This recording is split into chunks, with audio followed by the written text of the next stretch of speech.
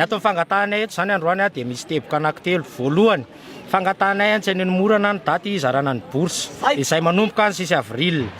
Faharoa manarakarak'izay dia ny ampiakarana ireo isan'ny ankizy andray bourse ka ho feno 100% fa tsy 41%. Tsekenay zany tompoko aleo hitovy zo sy sitraka ny zoany daholo ny ankizy rehetrarehetra. Teboka fahatelo farany dia ny tsy andrebirebena anay amin'ny karta tsy manjary iny fa aleo ny mpiasan'ny postra satria andraikitra zareo zany ny tondra ny bourse ho aty ary aty zany no zaraina mba tsy hisian'ny olana.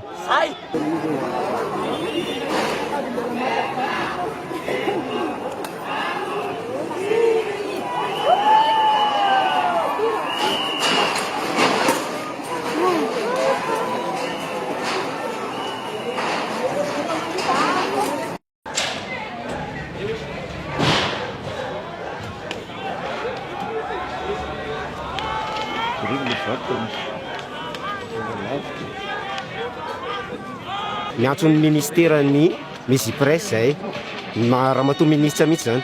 Faharoa manaraka an'izay ny avy eo amin'ny ministera en poste dia ny eo amin'ny présidence sy ny ety amin'ny université ifananton'ireo olona ireo anizay fanapahakevitra amin'ny famerenana an'le bourse fizarana bourse aty amin'ny caisse-ny université satria mbola misy défaillance ary misy anomalie be dia be le resaka numérisation. Réglé tsara aloha zay olana zay vao miverina any amin'ny resaka numérisation indray itsika.